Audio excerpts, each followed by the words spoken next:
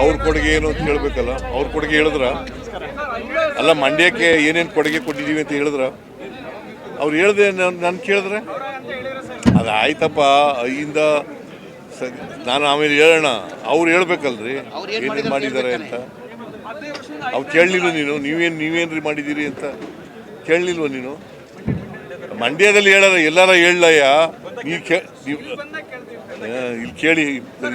ಅನೇಕ ಸಾರಿ ಬಂದಿದ್ದಾರೆ, ಕೇಳಿದ್ದೀರಾ? ಅನೇಕ ಸಾರಿ ಬಂದಿದ್ದಾನೆ ಇಲ್ಲಿಗೆ.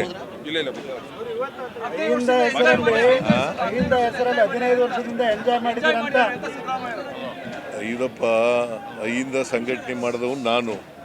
ಐಯಿಂದ ಜನರಿಗೆ ಇವೆಲ್ಲ ಗ್ಯಾರಂಟಿ ಯೋಜನೆಗಳೆಲ್ಲ ಇವೆಲ್ಲ ಮಾಡಿರೋದು, ಭಾಗ್ಯಗಳ ಕಾರ್ಯಕ್ರಮಗಳೆಲ್ಲ ಮಾಡಿರೋದು ಯಾರಿಗೆ? ಬಡವ್ರಿಗಲ್ವಾ? ಗ್ಯಾರಂಟಿ ಯೋಜನೆಗಳು ಮಾಡಿರೋದು ಯಾರಿಗೆ? ಯಾರಿಗೆ ಮಾಡಿರೋದು? ಹೆಣ್ಮಕ್ಳಿಗೆ, ಬಡವರಿಗೆ, ದಲಿತರಿಗೆ, ಹಿಂದುಳಿದವರಿಗೆ, ಅಲ್ಪಸಂಖ್ಯಾತರಿಗೆ, ಕಾರ್ಮಿಕರಿಗೆ, ಇವರೆಲ್ಲ ಅಹಿಂದ ಅಲ್ವಾ? ಕುಮಾರಸ್ವಾಮಿ ಹೇಳ್ತಾನೆ ಅಂತ ನೀವು ಕೇಳ್ಬಿಡೋದು. ಅವ್ನ ಪ್ರಶ್ನೆ ಏನು ಕೇಳ್ತಾನೆ ಅಂತ ನೀವು ಹೇಳ್ಬಿಡೋದು. ಹೊತ್ತಿಗೆ ಕೇಂದ್ರ ಸಚಿವರಾದರೆ ಕೇಂದ್ರ ಸಚಿವರಾಗಿ ಮಾತಾಡಬೇಕು ಅಲ್ವಾ? ಅವ್ರದ್ದೇನು ಕೊಡುಗೆ? ರೈತರ ಮಗ ಅಲ್ವಾ ಇವರು? ರೈತರ ಮಗನ ಮಗ. ಏನು ರೈತರಿಗೆ ಏನು ಕೊಡುಗೆ ಕೊಟ್ಟಿದ್ದಾರೆ ಮಂಡ್ಯದಕ್ಕೆ? ಸುಮ್ಮನೆ ನೀವು ಏನೋ ಕೇಳಬೇಕು ಅಂತ ಕೇಳ್ತೀರಿ ಅಲ್ಲ. ಏನು ಇನ್ನೇನು ಬೇರೆ ಪ್ರಶ್ನೆ ಹೇಳಿ. ಮೇಕೆದಾಟಿಗೆ ಯಾಕೆ ಕೊಡಿಸ್ಲಿಲ್ಲ?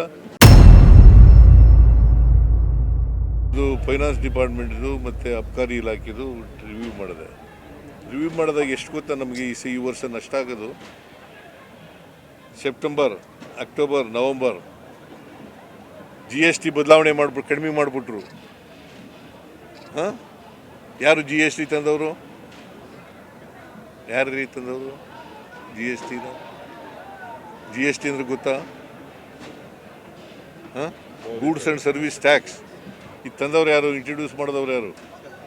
ನರೇಂದ್ರ ಮೋದಿಯವರು. ಯಾವಾಗ ಮಾಡಿದ್ರು? 2017ರಿಂದ GST ಟ್ಯಾಕ್ಸ್ ತಗೊಂಡಿರೋರು ಯಾರು? ಅವರೇಲ್ವಾ? ಕಡಿಮೆ ಮಾಡಿಬಿಟ್ಟು ಈಗ ಕಡಿಮೆ ಮಾಡೋದ್ರಿಂದ ಏನಾಯಿತು ಗೊತ್ತಾ? ವರ್ಷದ ಮಧ್ಯದಲ್ಲಿ ಕಡಿಮೆ ಮಾಡಿಬಿಟ್ರು. ಸೆಪ್ಟೆಂಬರ್, ಅಕ್ಟೋಬರ್, ನವಂಬರ್ ಕಡಿಮೆ ಮಾಡೋದ್ರಿಂದ ನಾವು 12% ಗ್ರೋತ್ ಇತ್ತು. ಈಗ 12%ಇಂದ 3% ಬಂದ್ಬಿಟ್ಟಿದ್ದೀವಿ. ಎಕ್ಸೆಪ್ಟ್ ಕೇರಳ, ಮಹಾರಾಷ್ಟ್ರ, ಕರ್ನಾಟಕ ಬಿಟ್ಟರೆ ಇಡೀ ದೇಶದಲ್ಲಿ ಎಲ್ಲ ಮೈನಸ್ ಗ್ರೋತ್. ಇದನ್ನ ಕುಮಾರಸ್ವಾಮಿ ಅವರು ಯಾವತ್ತಾರು ಮಾತಾಡಿದಾರ? ರಾಜ್ಯಕ್ಕಾಗಿರೋ ನಷ್ಟದ ಬಗ್ಗೆ ಮಾತಾಡಿದಾರ? ಈಗ ಆಯ್ತಲ್ಲಪ್ಪ, ಅಪ್ಪರ್ ಭದ್ರಾ ಯೋಜನೆ ಮಿಸಸ್ ಎಂತ ಹೇಳೋಳು ನಿರ್ಮಲಾ ಸೀತಾರಾಮನ್ ಬಜೆಟ್ನಲ್ಲಿ ಹೇಳಿದ್ರು ಎಷ್ಟು ಕೋಟಿ ಕೊಡ್ತೀವಿ ಅಂತ. 5,000 ಕೋಟಿ ಕೊಡ್ತೀವಿ ಅಂತ.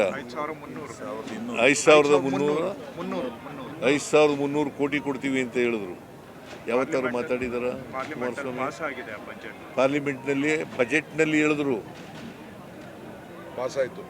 ಪಾಸಾಯ್ತು, ಬಜೆಟ್ ಪಾಸಾಯ್ತು, MP ಗಳೆಲ್ಲ ಪಾಸ್ ಮಾಡಿದ್ರು. ಆಮೇಲೆ ನಮ್ಮ ಬಜೆಟ್ನಲ್ಲೂ ತೋರಿಸಿದ್ರು. ಕೊಟ್ಟರೆ ಇವತ್ತಿನವ್ರಿಗೆ ಮಾತಾಡಿದಾರ Kumaraswamy? What moral right he has? Mekedatu ಬಗ್ಗೆ ಮಾತಾಡಿದ್ರ? ಏನು ಸುಪ್ರೀಂ ಕೋರ್ಟ್ನವರು ನಮ್ಮ ಸಹಾಯಕ್ಕೆ ಬರದೇ ಹೋಗಿದ್ರೆ ಯಾವತ್ತೂ ಮಾತಾಡಿರಲಿಲ್ಲ. ಇವತ್ತು ಕೂಡ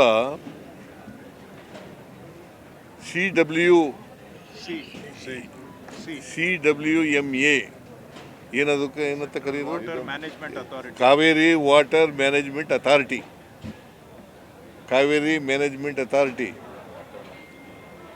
ಅಲ್ಲಿ ಇವತ್ತಿನವರೆಗೆ ಪಾಸ್ ಮಾಡೋಕ್ಕಾಗಿಲ್ಲ. ಯಾರ ಅಧೀನದಲ್ಲಿರೋದು ಅದು? ಸೆಂಟ್ರಲ್ ಗೌರ್ಮೆಂಟ್ ಅಲ್ಲ, CWC ಯಾರು ಅಧೀನದಲ್ಲಿರೋದು?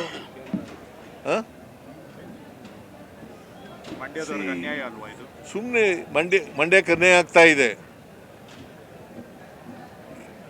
ಏನು ಕೇಳೋದಿಲ್ಲ, ಮಾಡಲ್ಲ, ಸುಮ್ಮನೆ ಟೀಕೆ ಮಾಡೋಕ್ಕೋಸ್ಕರನೇ ಇರೋದು. ಅದಕ್ಕೆ ಹೇಳಿದ್ದು DK ಶಿವಕುಮಾರ್ ಯಾವಾಗಲೂ ಹೇಳ್ತಾ ಇರ್ತಾರೆ, ಟೀಕೆಗಳು ಸತ್ತೋಯ್ತವೆ, ನಾವು ಮಾಡಿದಂಥ ಸಾಧನೆಗಳು ಮಾತ್ರ ಉಳಿತವೆ.